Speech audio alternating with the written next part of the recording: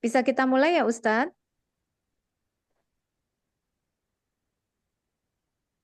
Nggak ada sinyal.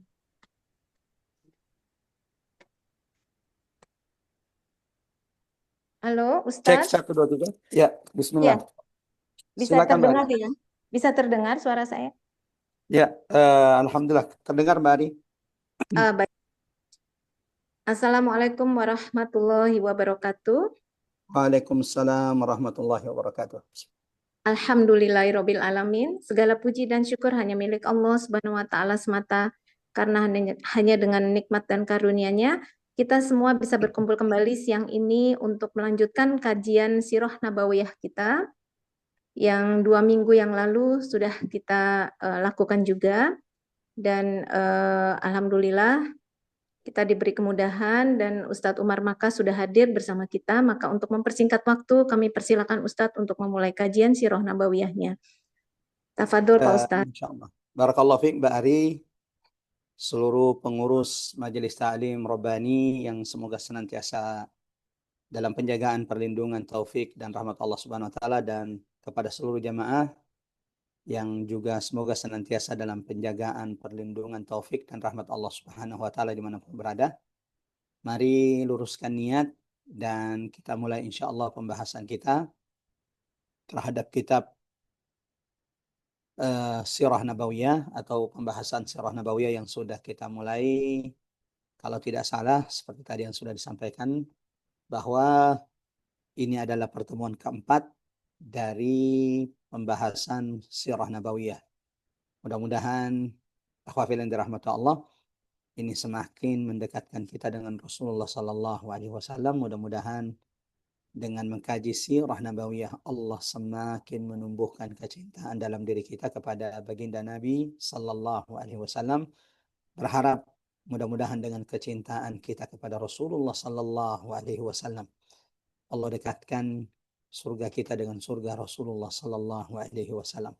Seperti yang sudah pernah kita sampaikan di pertemuan pertama sirah nabawiyah, riwayat dari sahabat Anas ibn Malik radhiyallahu an, ketika datang seorang sahabat menemui Nabi Sallallahu Alaihi Wasallam, lalu kemudian sahabat tersebut bertanya, ya Rasulullah, mata sa'ah, wahai baginda Nabi, kapan terjadi kiamat? Kapan kiamat tersebut? Lalu Rasulullah balik bertanya kepada sahabat tersebut, wa madza a'dadta laha? Apa yang sudah engkau siapkan untuk hari kiamat? Ya. Jadi bukannya menjawab, tapi Rasulullah balik bertanya, apa yang sudah engkau siapkan untuk hari kiamat? Lalu sahabat tersebut berkata, aku belum punya bekal yang banyak ya Rasulullah, illa kecuali annani uhibbullah wa rasulah. Aku sungguh cinta kepada Allah dan aku sungguh cinta kepada Rasulnya. Saat itulah Nabi berkata kepada sahabat tersebut, anta ma'aman ahbabta. Engkau kelak di akhirat bersama orang yang engkau cintai. Artinya sahabat tersebut akan membersamai Nabi dengan kecintaannya kepada Rasulullah. Anas bin Malik yang mendengarkan peristiwa ini atau melihat peristiwa ini kemudian mengucapkan, uhibbu Rasulullah wa uhibbu Abu Bakar wa uhibbu Umar wa uhibbu Uthman. Aku sungguh mencintai Rasulullah, aku sungguh mencintai Abu Bakar, Umar, Uthman, Ali radhiyallahu anhum ajma'in, walau tidak seperti amal-amal mereka.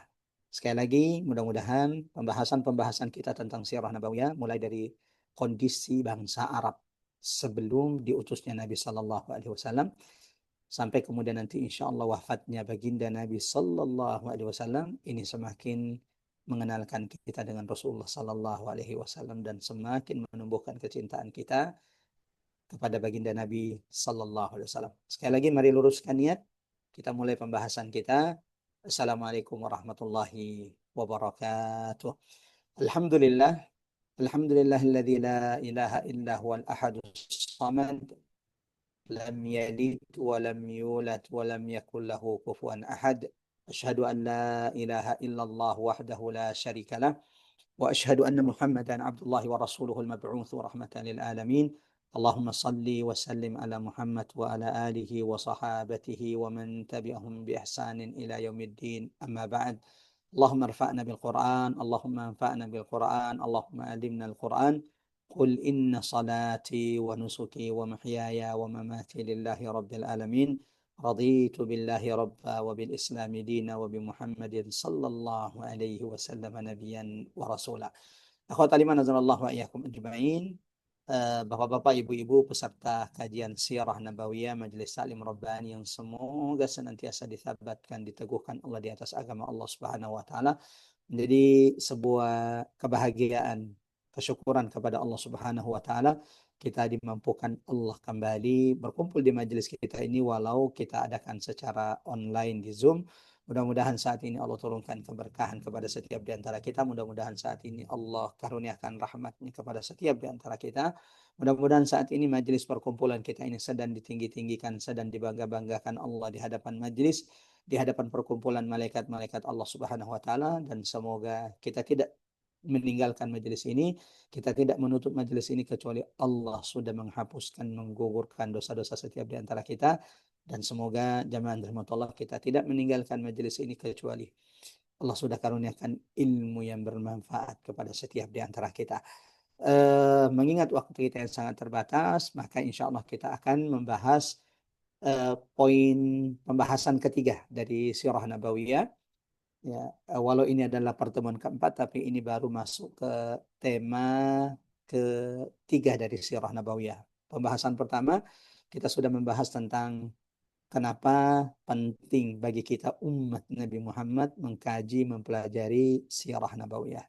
Sebabnya karena ia membahas tentang baginda Nabi Sallallahu Alaihi Wasallam, dan kalau tidak salah ada 7 keutamaan, manfaat kenapa harus mempelajari Sirah Nabawiyah yang sudah pernah kita sampaikan. Yang kedua, kita sudah membahas tentang kondisi Jazirah Arab sebelum diutusnya baginda Nabi Sallallahu Alaihi Wasallam, baik secara politik, kekuasaan, imarah, atau kemudian kondisi bangsa Arab secara sosial, seperti apa kehidupan sosial bangsa Arab, pernikahan di masa itu, lalu kemudian bagaimana tabiat, karakter, akhlak yang ada di Jazirah Arab saat itu, termasuk menjadi pembahasan kita di pekan yang lalu jamaah rahmatullah adalah seperti apa kondisi agama di Jazirah Arab sebelum diutusnya baginda Nabi Sallallahu Alaihi Wasallam. Yang kesimpulannya bahwa bangsa Arab sebelum diutusnya Nabi Muhammad tenggelam dalam kesyirikan.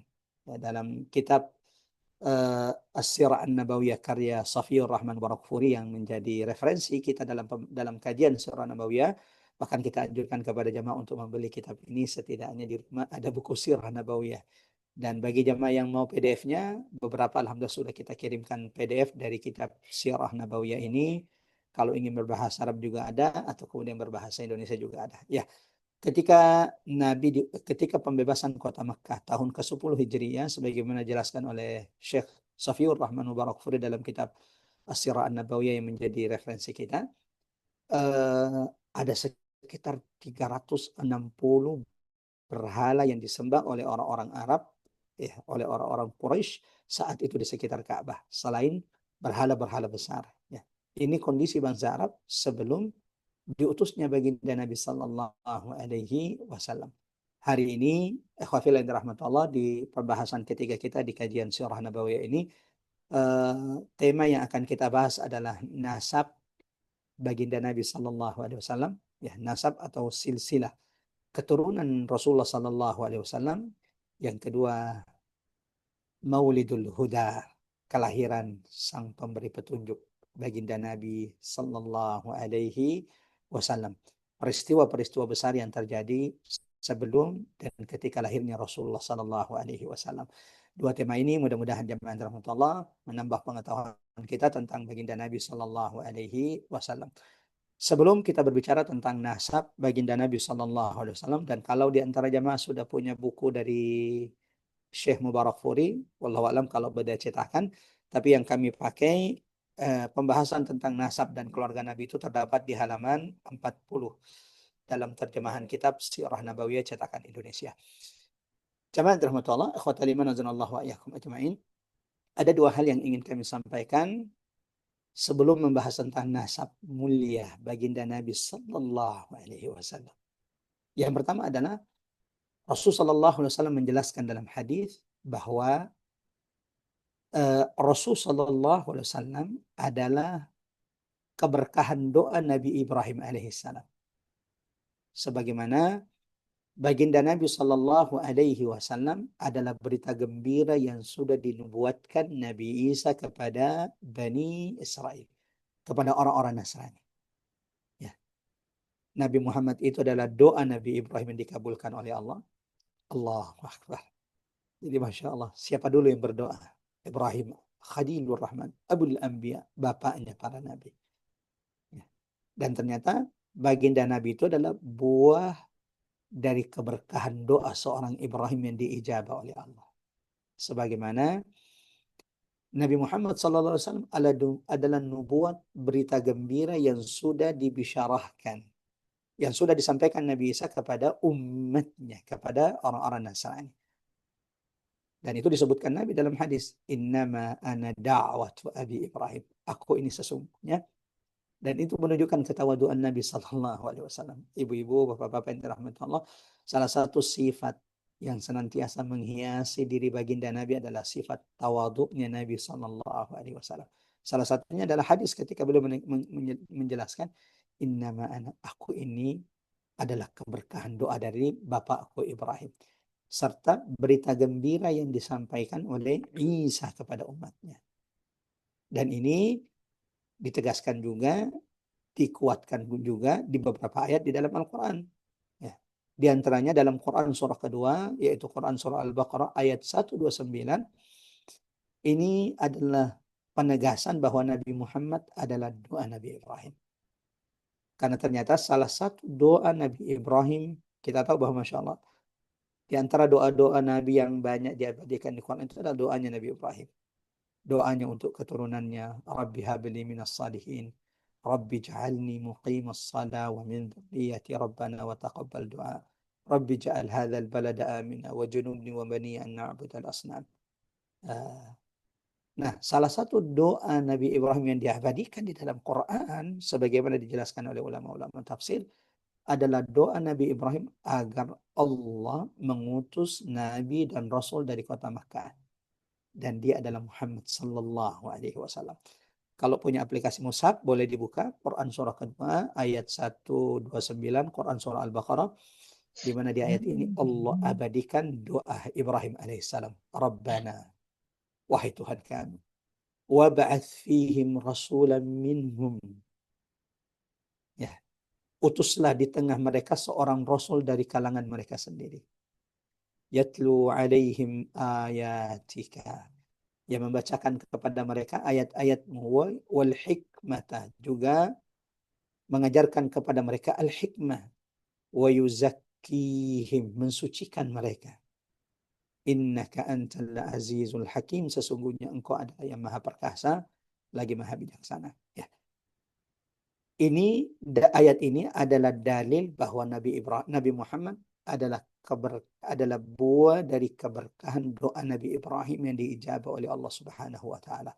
Sebagaimana diutusnya Nabi Muhammad, kelahiran Nabi Muhammad sallallahu alaihi wasallam, kedatangan Rasul sallallahu alaihi wasallam sebagai imamul anbiya war rasul, pemimpin para nabi dan rasul, khatamun nubuwah, penutup risalah para nabi, ternyata sudah disampaikan oleh Nabi Isa alaihissalam kepada umatnya. Di pertemuan sebelumnya, kita juga sudah menjelaskan bagaimana Allah tegaskan dalam Quran surah Al-Baqarah 146, kemudian dalam Quran surah Al-An'am, bahwa ternyata memang Yahudi dan Nasrani sebelum merubah kitab-kitab mereka mengenali Nabi Muhammad itu seperti mereka mengenali anak mereka sendiri. Alladzina atainahumul kitaba ya'rifunahu kama ya'rifuna abna'ahum. Orang-orang yang telah kami berikan kepada mereka Alkitab, yaitu ahli kitab. Siapa ahli kitab? Yahudi dan Nasrani. Ya'rifunahu. Mereka itu mengenali Nabi Muhammad seperti mengenali anak mereka sendiri. Allahu Akbar. Seperti mengenali anak mereka sendiri. Maka tidak heran seorang rahib Bahira ketika bertemu dengan Nabi Muhammad di usianya yang kira-kira 9 tahun, ketika dibawa oleh pamannya Abu Talib ya untuk berdagang ke Syam.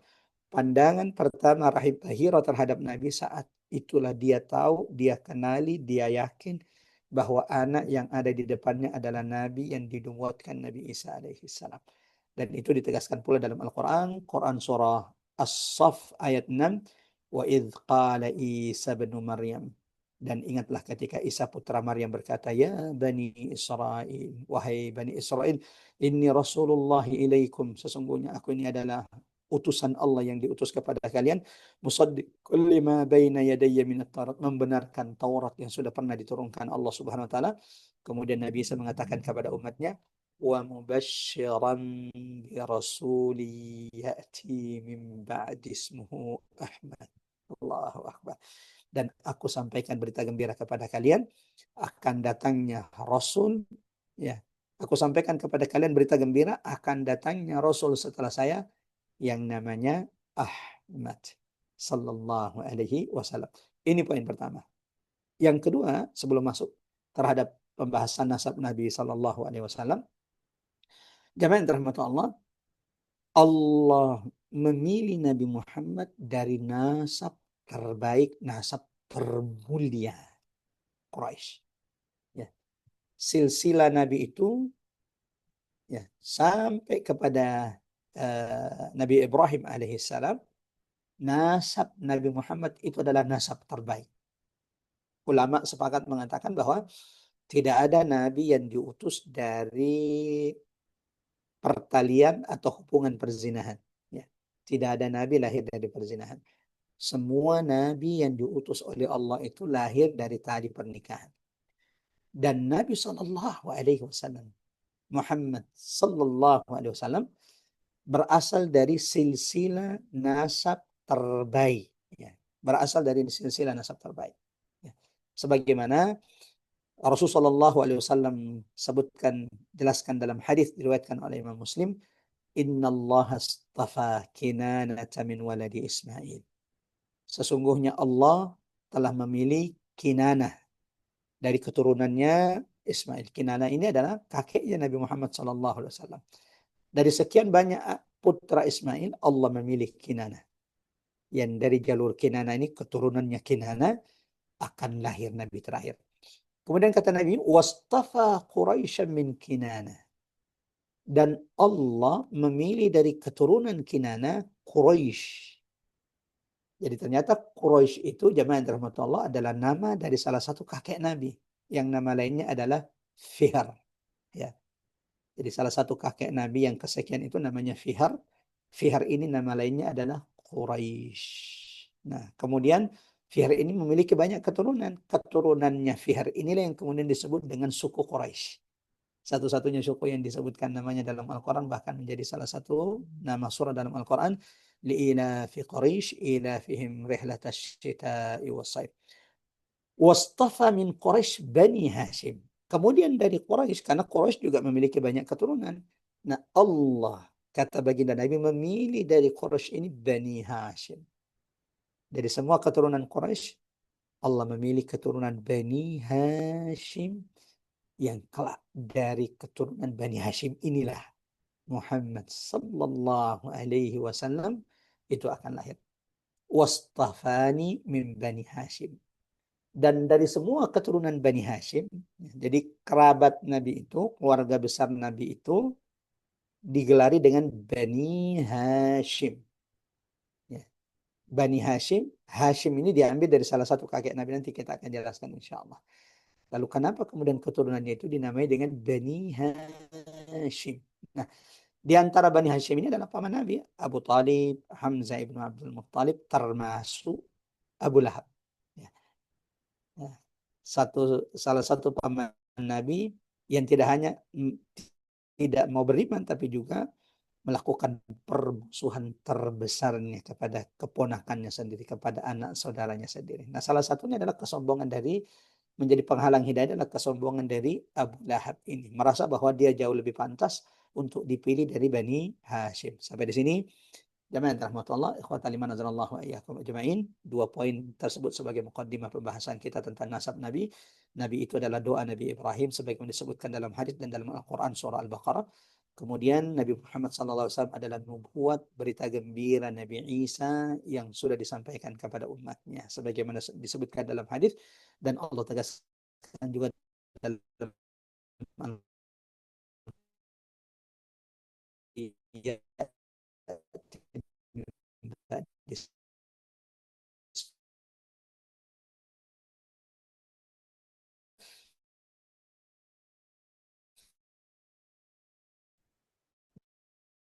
Nah, kelebihan orang Arab itu. Ya. Salah satu kelebihan orang Arab itu hafal dan menjaga nasab mereka. Dan ini menjadi kelemahan kita orang Indonesia. Kita ini kadang tidak kuat untuk menghafal nasab keturunan kita. Ya, hanya hafal dua dari kakek nenek moyang kita. Padahal menjaga nasab silsilah itu menjadi perkara yang penting dalam agama kita. Ini yang pertama, bahwa bagian pertama dari nasab Nabi adalah nasab yang diyakini kebenarannya, yaitu mulai dari Nabi sampai kakeknya yang ke-21 yaitu Adnan. Yang kedua, bagian dari nasab Nabi yang menjadi perselisihan ulama. Ya, khilaf di kalangan ulama. Ada yang mengatakan bahwa ini bisa dicari keabsahan, kevalidannya, ini bisa dicari kebenarannya, tapi sebagian mengatakan ini tidak benar. Ya, nasab bagian kedua ini menjadi perselisihan di kalangan ulama. Ada yang mengatakan ini valid, ada yang mengatakan tidak valid, ada yang sudah tidak benar penyebutan namanya silsilahnya di bagian kedua ini. Dari mana? Yaitu dari Adnan sampai kepada Ibrahim alaihi salam. Ya, ini menjadi khilaf di kalangan ulama. Silsilah keturunan dari Adnan sampai kepada Ibrahim alaihissalam. Kemudian bagian ketiga dari nasab baginda Nabi Shallallahu Alaihi Wasallam, jemaah yang dirahmati Allah, adalah nasab yang pasti ada kesalahan. Ya, ada kesalahan. Tidak mungkin tidak ada kesalahan. Ini dipastikan ulama ada kesalahan dalam nasab itu. Di mana? Yaitu mulai dari Nabi Ibrahim alaihissalam sampai kepada Nabi Adam alaihissalam. Bagian ketiga ini kata ulama sudah bisa dipastikan bahwa ada kesalahan ke dalam nasab ini. Ini tiga bagian dari nasab baginda Nabi Sallallahu Alaihi Wasallam. Nasab yang bisa dipastikan bahwa dia benar dari jalur dari Nabi sampai kakeknya yang ke-21 yaitu Adnan.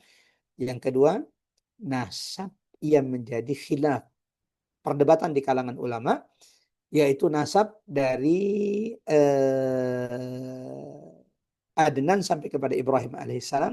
Ini khilaf di kalangan ulama. Yang ketiga, bisa dipastikan bahwa ada yang salah di situ, yaitu nasab dari Ibrahim Khalilur Rahman Abul Anbiya, bapaknya para nabi, sampai kepada Nabi Adam alaihissalam. Bapak-bapak, ibu-ibu yang dirahmati Allah, kita tidak akan membahas silsilah nasab ketiga-tiganya atau tiga bagian dari silsilah nasab ini walau disebutkan oleh ulama-ulama. Kita akan fokus kepada satu bagian nasab Nabi Sallallahu Alaihi Wasallam, dan insya Allah nanti kita akan bahas beberapa dari nasab Nabi Sallallahu Alaihi Wasallam yang memiliki peran penting dan sejarahnya itu diabadikan dalam buku-buku sirah atau buku-buku sejarah. Kita akan bahas bagian pertama, yaitu nasab Nabi Muhammad Sallallahu Alaihi Wasallam yang diyakini kebenarannya. Dari Nabi Muhammad SAW, Muhammad, kemudian bapaknya Nabi, Abdul Muhammad ibnu Abdullah, ya, ibnu Abdul Muttalib, ya, ibn Hashim, ibn Abdi Manaf, ibnul Mughirah, ya, ibn Abdi Manaf, ya, ibn Qusay. Al-Mughirah itu adalah nama lain daripada Abdul Manaf. Muhammad ibnu Abdullah, ibnu Abdul Muttalib, ibn Hashim, ibn Abdi Manaf, ibn Qusay. Ya, minimal sampai 5 lah ya, yang dihafal. Bagi bapak-bapak, ibu-ibu yang mengkaji atau mempelajari surah Nabi. Minimal sampai di Qusay. Muhammad ibnu Abdullah, ibnu Abdul Muttalib, ibn Hashim, ibn Abdi Manaf, ibn Qusay. Ya. Setidaknya 5 ini eh, perlu untuk dihafal dari silsilah nasab Nabi Muhammad sallallahu alaihi wasallam. Sisanya hukumnya mustahab. Tapi bagi teman-teman yang ingin mendalami sirah nabawiyah, setidaknya 5 nasab Nabi ini kita hafal. Muhammad ibn Abdullah, ibn Abdul Muttalib, ibn Hashim, ibn Abdi Manaf, ibn Qusay. Ya, 5 nasab Nabi ini menjadi PR bagi ibu-ibu, bapak-bapak yang dirahmati Allah Subhanahu wa taala. Pekan depan sebelum kita mulai kajian sirah kita, coba nanti kita akan tanya sebagian dari jemaah apakah sudah menghafal 5 silsilah nasab keturunan baginda Nabi Sallallahu Alaihi Wasallam dari 21 silsilah Nabi Muhammad yang diyakini oleh pakar ahli sejarah dan nasab bahwa itu benar dan bisa dipertanggungjawabkan. Kita coba baca sampai selesai. Muhammad ibn Abdullah ibn Abdul Muttalib ibn Hashim ibn Abdi Manaf ibn Qusay ibn Kilab ibn Murrah ibn Ka'ab ibn Lu'ay ibn Ghalib ibn Fihr ibn Malik ibn Nazar ibn Nadar ibn Kinanah ibn Khuzaimah ibn Mudrika ibn Ilyas ibn Mudar ibn Nizar ibn Ma'ad ibn Adnan. Ya, inilah silsilah Nabi, nasab yang mulia. Ya. Yang diyakini ulama, disepakati ulama bahwa nasab ini benar dan bisa dipertanggungjawabkan. Adapun dua bagian tadi sudah kita jelaskan, yaitu bagian yang diperdebatkan ulama dari Adnan sampai dengan Ibrahim, dan yang ketiga adalah bagian yang diyakini ulama jamaah rahmatullah bahwa ada, ya pasti ada kesalahan di sana. Tidak mungkin valid, tidak mungkin benar, mengingat rentang waktu yang cukup jauh antara Nabi Ibrahim sampai dengan Nabi Adam alaihi salam, dan diragukan oleh ulama, kemudian pencatatan silsilah nasabnya itu benar. Wallahu alam bishawab. Jemaah rahmatullah, ikhwatal iman azallahu iyyakum ajmain. Itu singkat tentang nasab silsilah baginda Nabi sallallahu alaihi wasallam yang disepakati ulama ada 21 silsilah dari nasab baginda Nabi sallallahu alaihi wasallam, dari baginda Nabi Muhammad sallallahu alaihi wasallam kepada bapaknya Abdullah sampai akhirnya kepada kakeknya Adnan yang merupakan keturunan dari Nabi Ismail alaihi salam. Jemaah rahmatullah, ikhwatal iman azallahu iyyakum ajmain. Sebelum kita masuk ke pembahasan kedua tentang Maulidul Huda, kelahiran baginda Nabi sallallahu alaihi wasallam yang merupakan rahmat bagi semesta, dengan Allah karuniakan kelahiran Rasul sallallahu alaihi wasallam yang menjadi juru selamat bagi kita semuanya. Laula bi'tsatun Nabi sallallahu alaihi wasallam, seandainya Allah tidak mengutus Rasul sallallahu alaihi wasallam, apa jadinya saya, apa jadinya orang tua kita, apa jadinya kita semua jamaah yang dirahmati Allah. Raditu billahi rabba wa bil islami dina wa bi Muhammadin sallallahu alaihi wasallam nabiyyan wa rasulah. Sebelum masuk ke pembahasan kedua tentang kelahiran Nabi sallallahu alaihi wasallam, peristiwa-peristiwa besar sebelum dan di hari kelahiran Nabi sallallahu alaihi wasallam, kita akan bahas tiga singkat tentang tiga kakek Nabi Muhammad sallallahu alaihi wasallam. Yang pertama, kakek Nabi Abdul Muttalib. Ya, kita mulai dari bapak Nabi Abdullah. Ya, Abdullah bin Abdul Muttalib. Abdullah adalah bapak Nabi Shallallahu Alaihi Wasallam yang merupakan putra dari Abdul Muttalib. Abdul Muttalib itu punya 10 anak laki-laki. Saya belum menemukan, wallahu a'lam bishawab, ya. Bisa jadi karena kekurangan saya, belum menemukan jamaah yang dirahmati Allah, Abdul Muttalib itu punya istri berapa. Yang pasti bahwa anaknya itu ada 10 laki-laki. Salah satunya adalah putra yang amat sangat dicintai, disenangi oleh Abdul Muttalib, yaitu Abdullah ibnu Abdul Muttalib, ayah Rasulullah sallallahu alaihi wasallam. Dan disebutkan dalam buku-buku sirah bahwa ternyata Abdul Muttalib itu sudah pernah bernazar. Pernah bernazar. Apa nazarnya? Kalau Allah karuniakan kepadanya 10 anak laki-laki, ya, kita akan bahas juga nanti bahwa Abdul Muttalib itu ternyata bukan namanya. Abdul Muttalib itu gelarnya. Nama aslinya adalah Syaibah. Jadi kakeknya Nabi, bapaknya Abdullah, yaitu Abdul Muttalib, ternyata bukan nama aslinya. Abdul Muttalib itu julukannya. Dan itulah kadang orang Arab itu, kadang kita lebih kenal gelarnya dibanding nama aslinya. Contoh, salah satunya sahabat Nabi Abu Bakar As-Siddiq radhiyallahu anhu. Siapa di antara jamaah yang dirahmati Allah yang tahu nama asli dari sahabat Abu Bakar As-Siddiq? Ya. Siapa di antara jamaah? Ada yang tahu nama asli dari sahabat Abu Bakar? Allahu Akbar. Kita hanya kenal Abu Bakar As-Siddiq. Nama aslinya kadang kita banyak di antara kita yang mungkin tidak tahu bahwa ternyata Abdullah bin Abi Quhafa itu nama asli dari sahabat Abu Bakar. Abu Bakar itu julukannya. Seperti Abdul Muttalib, nama aslinya itu Syaibah. Syaibah itu artinya uban. Karena Abdul Muttalib itu di kepalanya ada rambut putih sehingga ia dinamai oleh orang tuanya Syaibah. Kenapa kemudian berubah menjadi Abdul Muttalib? Hashim, kan Abdul Muttalib itu putra Hashim. Mudah-mudahan masih bisa difaham. Abdul Muttalib itu adalah putranya Hashim yang lahir di Madinah. Jadi Abdul Muttalib itu lahir di Madinah. Bapaknya Hashim wafat di Palestina di Syam. Hashim itu punya saudara namanya Al-Muttalib.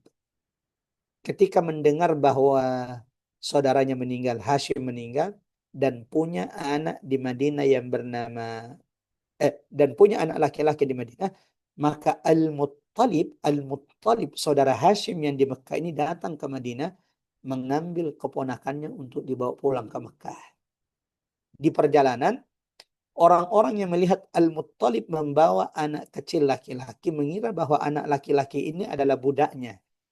Maka dipanggillah Abdul Muttalib, hamba sahaya dari Al-Muttalib. Abdul Muttalib. Ini menjadi sebab kenapa dia dinamai dengan Abdul Muttalib. Karena ia dijemput oleh pamannya Al-Muttalib, dikira bahwa dia adalah hamba sahaya dari Abdul Muttalib. Hamba saya Al-Muttalib, maka dipanggillah kemudian menjadi Abdul Muttalib. Kembali kepada Abdul Muttalib. Kakek Nabi SAW, beliau yang memberi nama Nabi SAW Muhammad. Dan saat itu jamaah rahmatullah, di Jazirah Arab itu, di tengah-tengah Quraisy, orang jarang sekali ada orang menamai anaknya itu Muhammad. Allahu Akbar.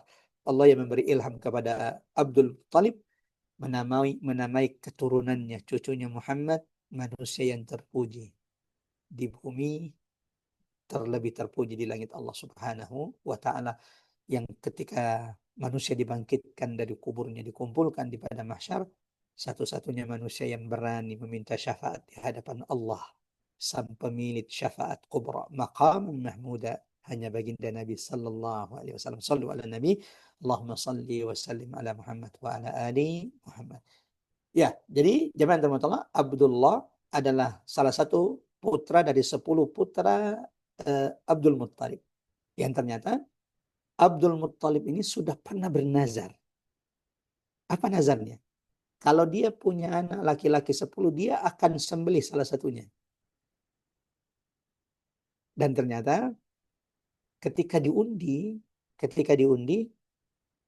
putra Abdul Muttalib yang keluar namanya adalah bapaknya Nabi Abdullah. Berkali-kali diundi, berkali-kali juga keluar nama bapak Nabi Abdullah, berarti dia yang harus disembelih. Ketika dia hendak menyembelihnya, karena memang itu nazarnya, kerabat dari bapaknya Nabi Muhammad, dari Bani Makhzum, kemudian kerabat Abdul Muttalib mengingatkannya untuk tidak menyembelihnya. Dan kalau bisa menggantinya dengan yang lain. Maka dia datang ke seorang dukun, lalu dukun itu memberikan arahan bahwa supaya engkau tidak menyembelih anakmu, ganti tukar anakmu dengan onta. Artinya diundi dengan onta, ketika di undian keluar onta yang keluar, maka onta itu yang disembelih. Tapi ketika ya diundi yang keluar namanya adalah Abdullah, maka dia harus mengganti dengan 10 onta sampai keluar nama onta. Ketika diundi, sebagaimana disebutkan dalam buku-buku sirah, setiap diundi maka setiap itu pula kemudian keluar nama Abdullah, sehingga diganti dengan 10 onta. Diundi lagi, keluar lagi nama Abdullah, diganti lagi dengan 10 onta. Sampai genap 100 onta, barulah keluar nama onta, sehingga kemudian 100 onta itu disembeli sebagai ganti daripada Abdullah, supaya tidak disembeli oleh bapaknya Abdul Muttalib. Sehingga Nabi SAW pernah berkata, aku ini adalah putra dari 2 laki-laki yang hampir disembelih. Allahu Akbar. Siapa 2 laki-laki yang hampir disembelih? Satu, Ismail alaihissalam, yang kemudian ketika sudah hendak disembelih, wa fadainahu bidzabhin azim, digantikan oleh Allah. Yang kedua adalah bapaknya Abdullah yang juga hampir saja disembelih, akan tetapi tergantikan dengan 100 onta. Bapak Nabi Abdullah jemaah rahmatullah wafat ketika Nabi sallallahu alaihi wasallam masih berada di perut ibunda tercinta Aminah bintu Wahab. kurang lebih sekitar umurnya dalam perut ibunya 2 bulan. Bapak Rasulullah wafat.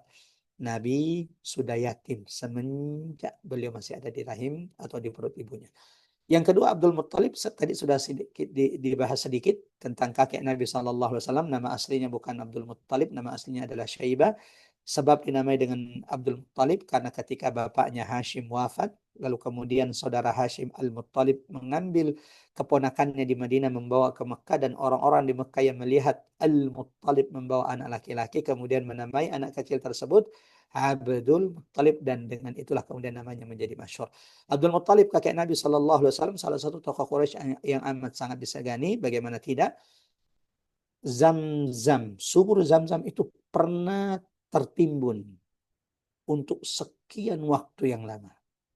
Dan orang yang pertama kali kembali menemukan sumur air Zam-Zam adalah kakek Nabi Muhammad Sallallahu Alaihi Wasallam, Abdul Muttalib. Beliaulah orang yang pertama kali menggali sumur Zam-Zam setelah sumur Zam-Zam itu tertimbun. Sebagaimana dalam buku-buku sejarah dijelaskan peran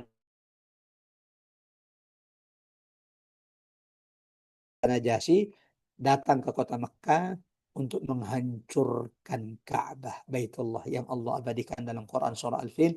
Alam tara kaifa fa'ala rabbuka bi ashabil fil. Abdul Muttalib suatu saat mendatangi Abraha. Lalu kemudian meminta agar 100 ontanya dikembalikan yang dibunuh oleh pasukan Abraha. Lalu Abraha mengatakan, tadinya aku sangat melihat engkau adalah sosok yang amat sangat berwibawa. Tapi ketika mendengarkan permintaanmu, engkau tidak meminta keselamatan bagi penduduk Mekah, engkau hanya memikirkan ontamu. Kata Abdul Muttalib, engkau tidak meminta supaya saya tidak menghancurkan Ka'bah. Saat itulah Abdul Muttalib dengan tegas mengatakan, Ana Rabbul Ibil. Aku adalah pemilik onta. Walil bait, sementara Ka'bah Rabbun Yahmi. Dia punya Tuhan yang pasti akan menjaganya. Dan terbukti Masya Allah, Allah binasakan, Allah hancurkan tentara gajah, tidak ada yang selamat. Yang paling terakhir selamat adalah, yang paling terakhir dibinasakan adalah pemimpin dari pasukan tersebut, pasukan gajah tersebut, yaitu Abraha. Yang ketiga jemaah termotor sedikit kita bahas dari silsilah Nabi. Abdullah sudah, Abdul Muttalib juga sudah sedikit ya. Ini singkat. Yang ketiga adalah Hashim. Muhammad ibnu Abdullah ibnu Abdul Muttalib ibn Hashim. Kita bahas sampai Hashim. Hashim, kakek Nabi, ini juga bukan nama aslinya. Nama asli kakek Nabi Hashim adalah Amr. Ya. Orang Arab itu kadang lebih dikenal dengan nama panggilannya, nama julukannya dibanding nama aslinya. Termasuk kakek Nabi Hashim. Ya. Itu bukan nama aslinya. Nama aslinya adalah Amr. Kenapa dinamai Hashim? Beliau dinamai Hashim ini karena julukan orang-orang Quraisy dan orang-orang yang datang untuk berhaji ke Baitullah saat itu. Karena ternyata orang yang pertama kali membuat tradisi khidmat pelayanan kepada orang-orang yang berhaji ke Baitullah, memberikan roti yang sudah diremukkan, sudah dihancurkan, yang memiliki kuah, sehingga seperti bubur. Yang pertama kali membuat tradisi kebaikan kebiasaan ini adalah kakeknya Nabi Hashim. Ya. Dan dalam bahasa Arab, orang yang meremukkan roti itu disebut Hashim, Yahshimus Sarid. Ya. Orang yang menghancurkan roti, meremukkannya dan memberikannya kuah, itu pelakunya disebut Hashim. Nah, kakek Nabi Amr, nama aslinya Amr, ternyata adalah orang yang pertama kali berkhidmat, melayani orang-orang yang datang berhaji ke Baitullah dengan meremukkan, menghancurkan roti dan membuatnya dan memberinya kuah, lalu diberikan kepada jamaah-jamaah haji, orang yang datang berhaji. Sehingga beliau kemudian lebih dikenal dengan Hashim. Orang yang senantiasa terkenal dengan itu, bahwa orang yang paling sering pertama kali memberikan roti yang sudah diremukkan dan berkuah, sudah dihancurkan dan berkuah, adalah Amr, yang kemudian lebih dikenal dengan Hashim ibn Abdi Manaf. Sebagaimana disebutkan dalam kitab Rahikul Makhtum ini jemaah rahmat Allah, bahwa kakek Nabi SAW Hashim adalah orang yang pertama kali membuat tradisi di tengah-tengah Quraisy untuk membuat perjalanan dagang 2 kali dalam setahun.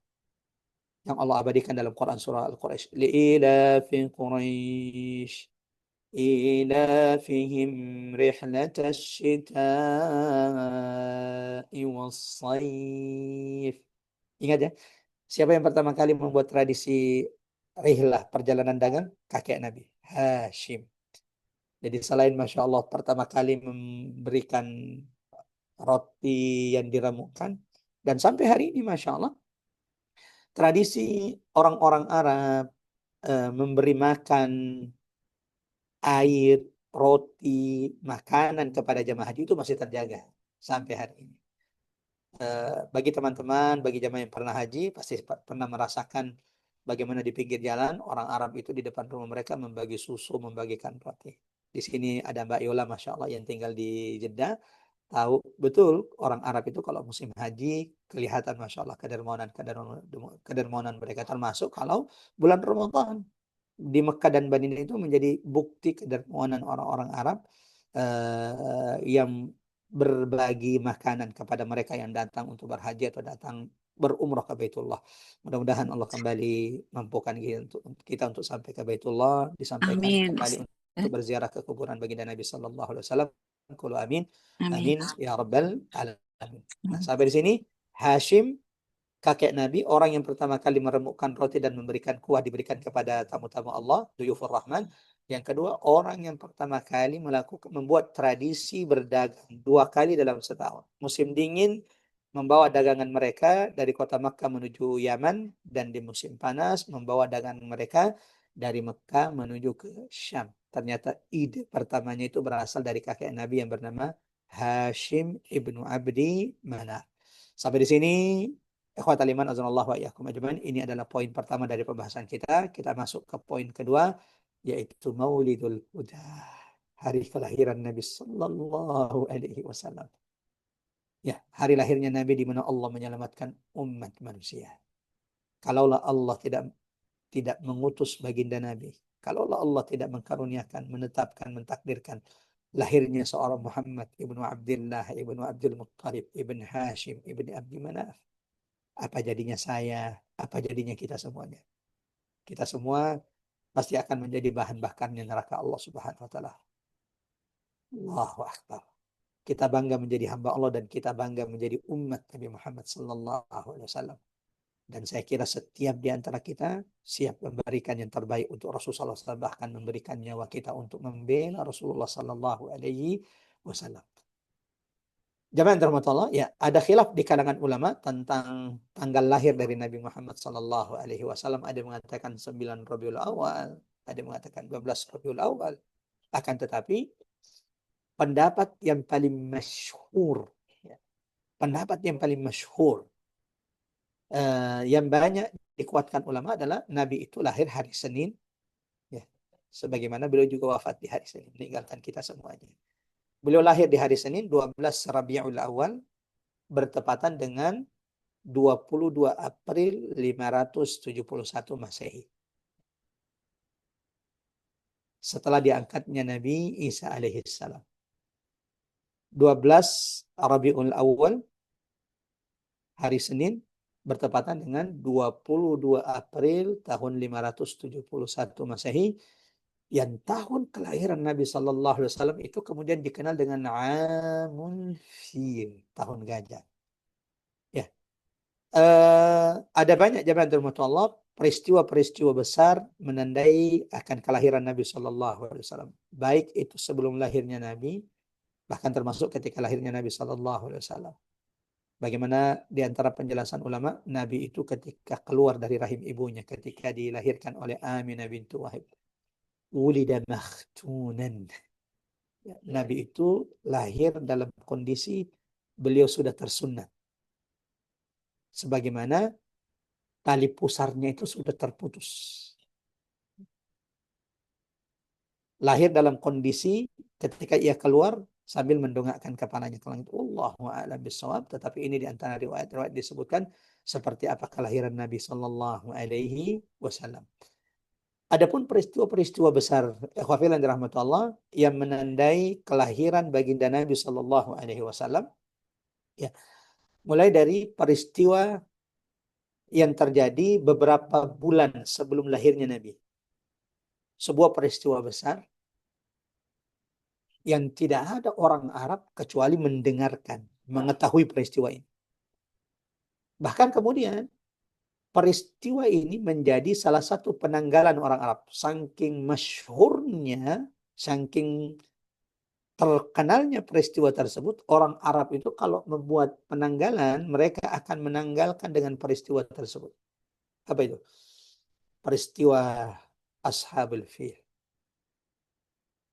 Saking dahsyatnya peristiwa ini, saking besarnya peristiwa ini, jemaah dirahmati Allah, Allah abadikan di dalam Al-Quran agar menjadi ibrah, pelajaran bagi kita orang-orang beriman dan peringatan bagi siapapun yang menginginkan kezaliman, kerusakan di rumah Allah Subhanahu wa taala, di Baitullah di Makkah. Salah satu keutamaan Ka'bah adalah Allah jaga Ka'bah itu. Amina, aman. Ya. Dan itu salah satu doa Nabi Ibrahim. Rabbi ja'al hadzal balada amina. Ya Allah, jadikan negeri ini negeri yang aman. Dan Allah sudah jamin juga kepada orang-orang Quraisy, alladzi at'amahum min ju' wa amanahum min khauf. Allah yang telah memberikan, Allah yang telah mencukupkan rezeki makanan orang-orang Arab, ya, orang-orang Quraisy, sebagaimana Allah pemilik Ka'bah, Rabb hadzal bait, yang telah memberikan rasa aman kepada penduduk kota Makkah. Dua nikmat ini, jemaah yang dirahmati Allah, adalah salah satu nikmat terbesar yang Allah karuniakan kepada umatnya. Hal yang membuat kita bahagia itu kalau Allah berikan dua nikmat ini kepada kita. Apa itu? At'amahum min ju', Allah cukupkan makan kita. Ya, karena eh, orang yang tidak menemukan makanan yang mengenyangkan perut mereka tidak mungkin mendapatkan ketenangan. Ya. Ketika seseorang itu sudah diberikan kecukupan dalam makanan, itu adalah nikmat yang sangat besar. Yang kedua, wa amanahum min khawf. Setelah dicukupkan makan, nikmat terbesar Allah, salah satu nikmat terbesar Allah yang Allah karuniakan kepada hambanya adalah kalau Allah berikan rasa aman. Dalam sebuah hadis Nabi Shallallahu Alaihi Wasallam mengatakan, tiga hal menjadikan seseorang itu adalah orang yang paling kaya di atas muka bumi ini. Mbak Ari, ibu-ibu, bapak-bapak yang dirahmati Allah, tiga hal ini jika Allah sudah karuniakan kepadamu, banyak-banyak bersyukur kepada Allah Subhanahu wa taala. Apa tiga nikmat tersebut? Man asbaha aminan fi sirbi, kalau Allah sudah berikan rasa aman di tengah keluarga kita. Allahu akbar, keluarga kita ada lengkap, anak-anak kita juga Masya Allah taat tunduk kepada Allah. Suami kita juga Masya Allah membersamai kita dalam kebahagiaan. Pasangan kita membersamai kita. Kalau sudah diberikan rasa aman di tengah keluarga, yang kedua, mu'afan fi jasadi, diberikan kesehatan dalam jasadnya. Ya. Yang ketiga, jemaah rahmat Allah, yajidu quta yaumihi, menemukan makanan yang hari itu bisa mengenyangkan perutnya. Siapapun yang Allah sudah karuniakan tiga hal ini, hizat lahud dunya. Dunia itu seakan-akan dikumpulkan Allah di tangannya atau untuk dirinya. Wallahu a'lam bishawab. Ya, jadi salah satu peristiwa besar beberapa saat sebelum kelahiran Nabi Shallallahu Alaihi Wasallam adalah peristiwa tentara gajah yang kemudian diabadikan Allah dalam Quran, dalam surah Al-Fil. Alam tara kaif fa'ala rabbuka bi ashabil. Tidakkah kamu mengetahui, tidakkah engkau melihat apa yang dilakukan Tuhanmu terhadap tentara gajah? Ya. Yang saat itu tidak ada kekuatan yang bisa menghalanginya. Beberapa suku-suku Arab sempat menghadang, mereka semua dikalahkan oleh tentara gajah. Saking kuatnya tentara gajah saat itu, yang datang ke Mekah untuk menghancurkan Ka'bah, untuk meluluhlantahkan Ka'bah, rumah Allah Subhanahu wa taala. Alam tara kaifa fa'ala rabbuka bi ashabil fil alam yaj'al kaidahum fi tadlil. Bukankah Allah telah menjadikan usaha mereka menjadi sia-sia? Faja'alahum wa arsala alaihim tayran ababil. Allah mengutus, lihat, tidakkah engkau melihat bagaimana Allah mengutus kepada mereka burung ababil, tarmihim bihijaratin min sijil, yang melempari mereka, burung-burung ababil ini melempari mereka batu-batu dari sijil, dari neraka sijil. Faja'alahum ka'asfin ma'kul, dan menjadikan tentara gajah itu seperti daun-daun yang sudah dimakan oleh ulat. Bagaimana tidak? Batu yang dibawa oleh burung-burung tersebut ketika mengenai tentara gajah, kalau mengenai kepalanya maka itu akan tembus sampai ke bawah. Ya, sehingga membuat mereka berlubang-lubang. Allah memberikan perumpamaan seperti daun yang dimakan oleh ulat habis. Tubuh mereka dilempari dengan batu yang dibawa oleh burung-burung tersebut. Peristiwa ini salah satu peristiwa yang terjadi sebelum beberapa saat, beberapa bulan sebelum lahirnya Nabi Sallallahu Alaihi Wasallam. Ya, yang sering kita dengarkan adalah jamaah rahmatullah, Allah hancurnya tentara gajah ini karena mereka ingin menghancurkan Ka'bah. Walau masya Allah sebagian ulama mengatakan dihancurkannya tentara gajah bukan hanya karena ada Ka'bah, tapi dihancurkannya tentara gajah karena beberapa saat lagi akan lahir di sisi Baitullah, di sisi Ka'bah, seorang anak, seorang bayi yang kelak menjadi pemimpin umat manusia, yang kelak akan memakmurkan rumah Allah, Ka'bah, dengan ibadah, dengan sholat, dengan tauhid. Itu karena apa? Kemudian Allah menghancurkan, kata ulama, tentara gajah yang saat itu seakan-akan tidak ada tandingannya. Yang kedua, jemaah Allah, di antara peristiwa yang terjadi sebelum kelahiran Nabi Sallallahu Alaihi Wasallam atau ketika lahirnya Nabi Sallallahu Alaihi Wasallam adalah munculnya bintang yang diyakini oleh orang-orang Yahudi bahwa kalau bintang itu kemudian muncul, ya, itu petanda Nabi yang ditunggu-tunggu, juru selamat yang dinanti-nanti, itu lahir. Ya. Yang mereka sebut sebagai Najmu Ahmad, bintang Ahmad. Ya. Masya Allah. Jadi namanya adalah Najmu Ahmad, bintang Ahmad. Dan ini diriwayatkan oleh sahabat Nabi sendiri, Hasan ibn Thabit, yang lebih tua dari Nabi kurang lebih 7 atau 8 tahun. Hasan ibn Thabit ini adalah penyair baginda Nabi Sallallahu Alaihi Wasallam yang ketika beliau masuk Islam, beliau jadikan syair, bait-bait syairnya untuk membela kehormatan baginda Nabi Sallallahu Alaihi Wasallam. Nah, Hasan ibn Thabit yang lebih tua dari Nabi, kurang lebih 7 dan 8 tahun meriwayatkan, Wallahi inni lagulamun yafi'ah. Demi Allah, aku masih kanak-kanak saat itu. Usiaku kurang lebih ibna sab'i thinin atau thamani, kurang lebih 7 sampai 8 tahun. Tapi beliau sudah bisa memahami apa yang dia dengar. Apa kata beliau? Idh sami'tu Yahudiyan. Ya, saat itu beliau tinggal, karena beliau adalah orang Ansor, tinggal di Madinah. Beliau katakan ketika saya berumur 7 atau 8 tahun, di mana saya sudah paham apa yang saya paham dan mengerti apa yang saya dengar. Idh sami'tu Yahudiyan yasrahu bi'ala sawtihi. Tiba-tiba dalam keheningan malam aku mendengar seorang rahib Yahudi itu berteriak sekencang-kencangnya, ya ma'syara Yahud. Ya ma'syara Yahud, wahai orang-orang Yahudi, berkumpullah kalian, berkumpullah kalian. Ya. Ketika mereka berkumpul, mereka bertanya, kenapa? Kenapa kita dikumpulkan tengah malam seperti ini? Al-lailah tala'a najmu Ahmad alladhi wulida bih.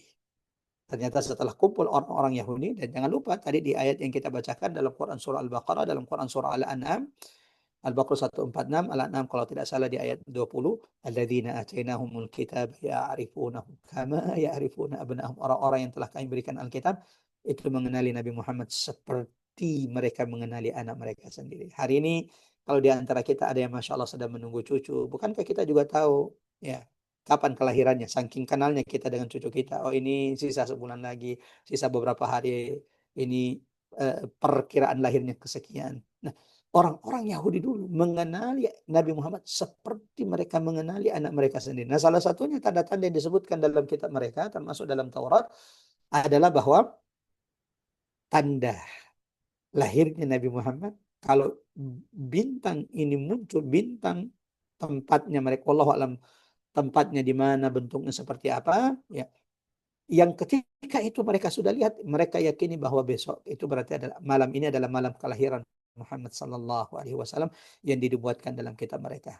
Dan Hasan ibn Thabit meriwayatkan tentang itu, bahwa suatu malam seorang rahib Yahudi berteriak sekencang-kencangnya di tengah-tengah di kota Madinah, ketika sambil mengatakan, ya ma'asyara Yahud, wahai orang-orang Yahudi, berkumpullah, berkumpullah. Ketika mereka berkumpul, lalu menanyakan kenapa mereka dikumpulkan, rahib itu berkata, al-lailah, malam ini, tala'a najmu Ahmad, telah muncul bintang Muhammad, bintang Ahmad, yang dengannya pertanda bahwa ia akan dilahirkan. Pertanyaannya, ikhwafil yang dirahmati oleh Allah Subhanahu wa taala. Segitu kenalnya mereka dengan Nabi Muhammad. Apakah ketika Nabi Muhammad diutus oleh Allah di tengah-tengah mereka, mereka kemudian beriman? Jawabannya tidak. Karena ketika Nabi Muhammad hijrah dari kota Makkah ke Madinah, yang kita tahu orang-orang Yahudi itu tinggalnya di Madinah, lalu mereka sudah mendengarkan berita tentang Nabi Muhammad yang diutus, mereka mengutus beberapa orang di antara mereka untuk melihat, memperhatikan Muhammad sallallahu alaihi wasallam. Dan ketika mereka setelah memperhatikan gerak-gerik semua tentang Nabi, mereka tahu bahwa inilah Nabi yang dinubuatkan, diberitakan dalam Taurat mereka. Tapi sayangnya ketika mereka pulang dan ditanya, apakah betul yang dia adalah orang yang ditunggu-tunggu itu, yang diutus itu? Qalahu wahu. Ya, semua ciri-ciri tanda-tanda ada padanya. Kesombongan, keangkuhan, al-maghdub, orang-orang yang dimurkai oleh Allah itu orang-orang Yahudi, membuat mereka kemudian menolak kebenaran padahal mereka tahu kebenaran tersebut. Seperti yang mereka lakukan hari ini di Palestina, jamaah rahmat Allah, di bumi Baitul Maqdis, kerusakan, genosida yang mereka lakukan, pembantaian yang mereka lakukan di Gaza. Ya, orang Yahudi itu tahu bahwa mereka akan diusir, mereka semua akan dihancurkan kelak di akhir zaman. Ketika hadis Nabi Muhammad SAW itu sudah terjadi, ya, bahwa tidak terjadi kiamat sampai umat Islam, kaum muslimin itu memusuhi Yahudi, memerangi Yahudi. Lalu kemudian semua Yahudi, orang-orang Yahudi itu bersembunyi di belakang pepohonan dan bebatuan, dan setiap pepohonan dan bebatuan itu akan berbicara. Wahai muslim, wahai hamba Allah, ini ada Yahudi di belakang saya. Datanglah dan bunuhlah dia. Ya, dulu ketika membaca hadis ini saya sempat terbesit, kok ngeri sekali ya yang kita lakukan kepada Yahudi. Tapi ketika melihat apa yang mereka lakukan hari ini terhadap saudara-saudara kita di Palestina, 40.000 lebih. Ya, saudara kita yang gugur syahid, padahal mereka awalnya datang sebagai penumpang, menumpang hidup, menumpang makan. Diberi tempat oleh orang-orang Palestina ketika di Eropa mereka diusiri dan dibantai. Tapi lihat bagaimana kelakuan mereka ketika mereka berkuasa, ketika mereka kuat, seperti ini mereka lakukan kepada sang pemilik tanah, kepada saudara-saudara kita di Palestina, dan insya Allah kehancuran mereka telah didekatkan Allah. Ala inna nasrallahi qarib, idza jaa nasrullahi wal fath, wa ra'aitan nas yadkhuluna fi dinillahi afwaja. Fasabbih bihamdi rabbika wastaghfir innahu kana tawwaba.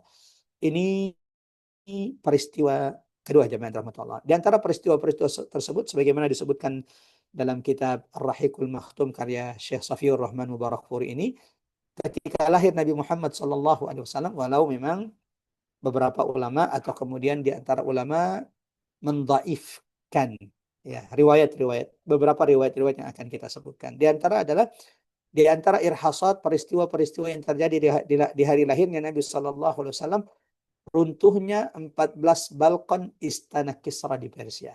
Allahu Akbar. Jadi ketika Nabi lahir, tiba-tiba beberapa bagian 14 balkon istana Kisra tiba-tiba runtuh.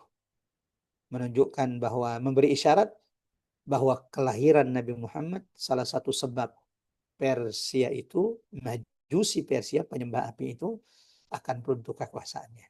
Kemudian jamaah Allah, di antara peristiwa-peristiwa besar tersebut adalah irhasa, peristiwa-peristiwa besar di hari kelahiran Nabi Shallallahu Alaihi Wasallam, padamnya api suci yang diyakini, ya, padamnya api yang diyakini suci oleh orang-orang Majusi yang tidak pernah padam selama 1000 tahun. Jadi ada orang-orang Majusi itu adalah para penyembah api, itu kenapa mereka disebut dengan Majus, ya.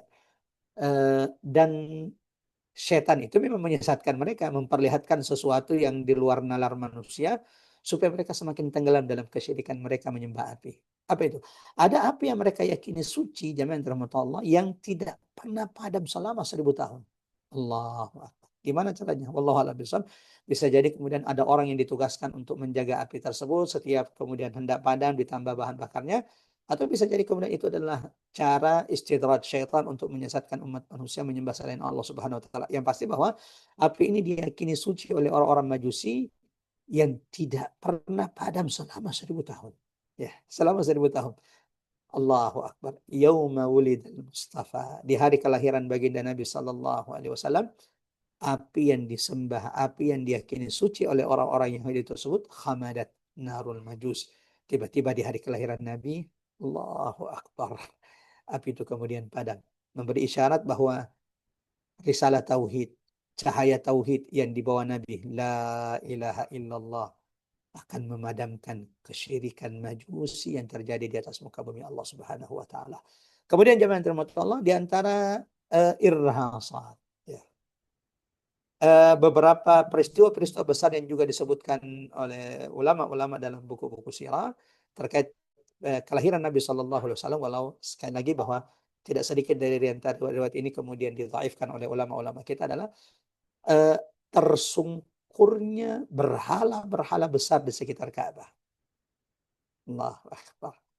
Jadi beberapa berhala-berhala besar di sekitar Ka'bah itu tiba-tiba hari itu hancur, hari itu runtuh, ya, tersungkur, menunjukkan bahwa sang nabi, pemimpin seluruh nabi dan rasul, ya, risalahnya, nubuatnya, dakwahnya adalah menghilangkan berhala-berhala dari bumi Allah Subhanahu wa taala, khususnya dari Baitullah, dari Ka'bah, dari Masjidil Haram. Kemudian jemaah Allah, di antara riwayat yang juga dikuatkan ulama, di antara peristiwa-peristiwa yang terjadi di hari kelahiran Nabi Sallallahu Alaihi Wasallam adalah keluarnya cahaya putih, kharajat nurun, keluarnya cahaya putih dari tubuh Aminah, ibunda Nabi Sallallahu Alaihi Wasallam. Ya, eh, dan ini perkataan Aminah ketika Halimatus Sa'diyah. Ini akan kita bahas insya Allah. Pembahasan kita berikutnya adalah dari kelahiran Nabi sampai Nabi remaja. Ya, kelahiran Nabi sampai Nabi remaja. Nah, salah satu jemaah yang dirahmati Allah, ucapan yang disampaikan Aminah kepada Halimatus Sa'diyah ketika memulangkan Nabi Muhammad setelah ia susui dengan ketakutan, dan dia tahu sepertinya ada sesuatu yang disembunyikan oleh Aminah. Beliau katakan, jangan jangan khawatir terhadap anakku Muhammad. Karena mulai dari beliau mengandungkan Nabi Muhammad sampai melahirkannya, Nabi Muhammad tidak pernah menyulitkan ibundanya. Dan ketika ia dilahirkan oleh ibundanya Aminah binti Wahab, kata Aminah, kharajat minni, keluar dariku cahaya terang. Yang cahaya itu terus pergi menerangi istana-istana di Syam.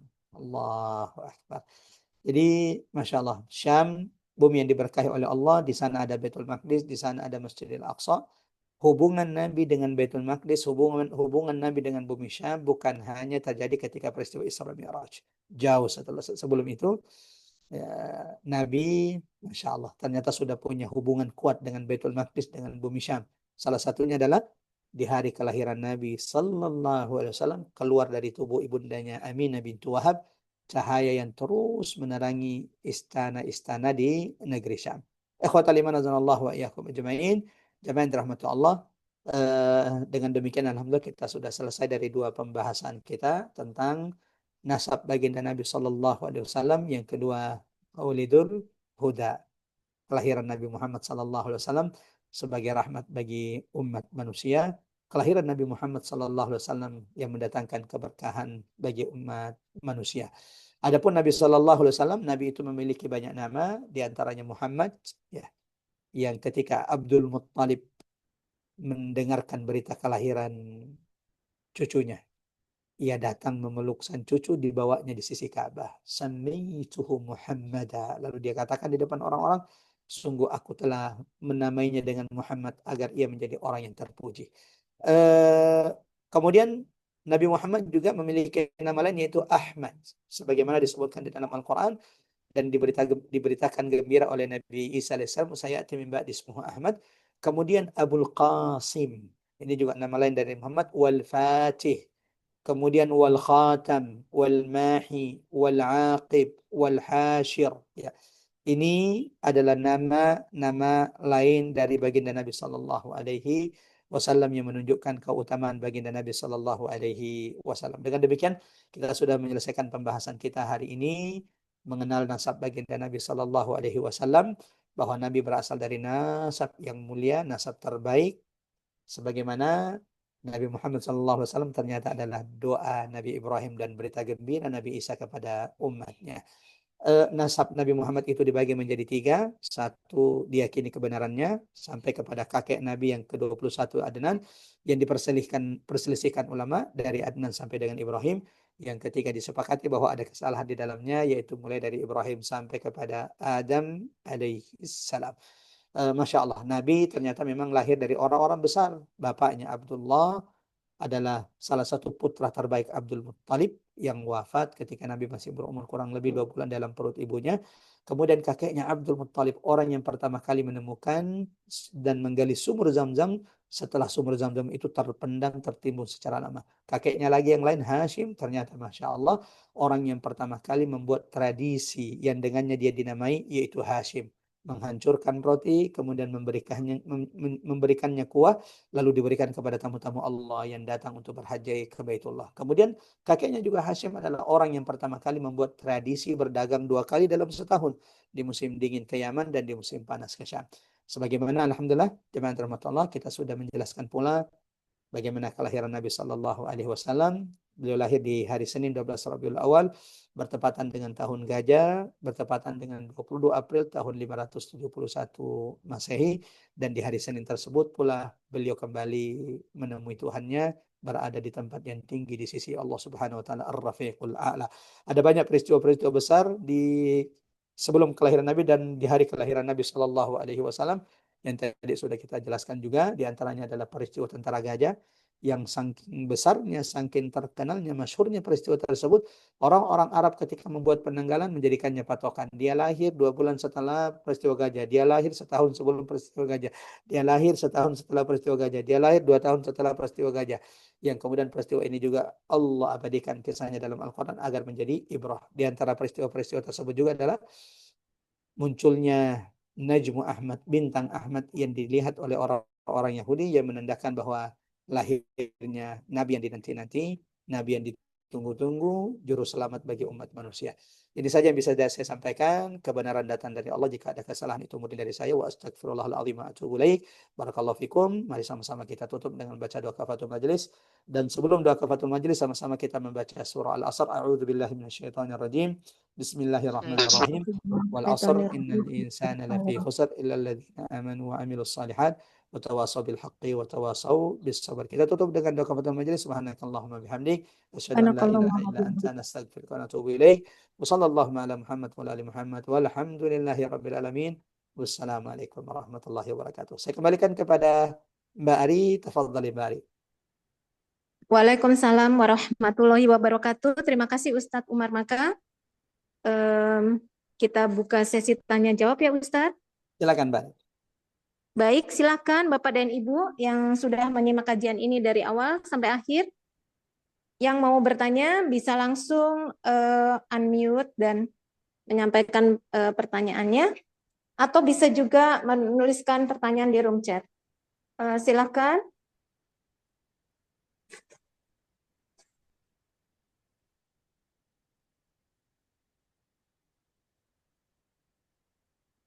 Oh, ada yang bertanya untuk buku Ustadz, rekomendasi buku. Ya, rekomendasi buku adalah kitab Rahikul Maktum, bisa dicek di online shop, Sirah Nabawiyah Rahikul Maktum, karya Syekh Safiyur Rahman Mubarakpuri. Ini adalah pemenang ringkasan Sirah Nabawiyah. Ini pun ringkasan ya, ini pun ringkasan Sirah Nabawiyah. Dan halamannya kurang lebih 600 halaman. Itu ringkasan. Gimana kalau kemudian kita baca yang terjemahan dari Sirah Ibnu Hisham, terlebih lagi Sirah Ibnu Ishaq. Ya. Ini Masya Allah sudah ringkasan dan lengkap. Ringkasan dan sudah amat sangat lengkap. Yaitu Sirah Nabawiyah Ar-Rahiqul Makhtum, karya Syekh Safiyur Rahman Mubarakpuri. Ya, ini pula yang menjadi referensi kita, dan kalau ada yang mau PDF-nya nanti tinggal minta ke Mbak Ari, nanti saya akan kirim PDF-nya ke Mbak Ari insya Allah, dan jamaah yang menginginkan PDF-nya tinggal hubungi Mbak Ari. Silakan, tafadhali, silakan Mbak Ari. Baik, terima kasih Ustadz. Ada lagi pertanyaan Bapak dan Ibu?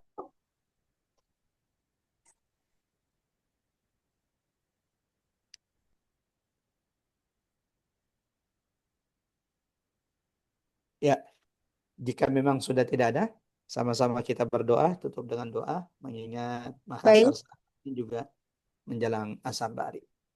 baik. Silakan, Silakan masih ada? Ustadz ditutup Ya, dengan doa untuk kita semua dan juga untuk saudara-saudara kita di Palestina seperti biasa ya. siap, siap, Mbak.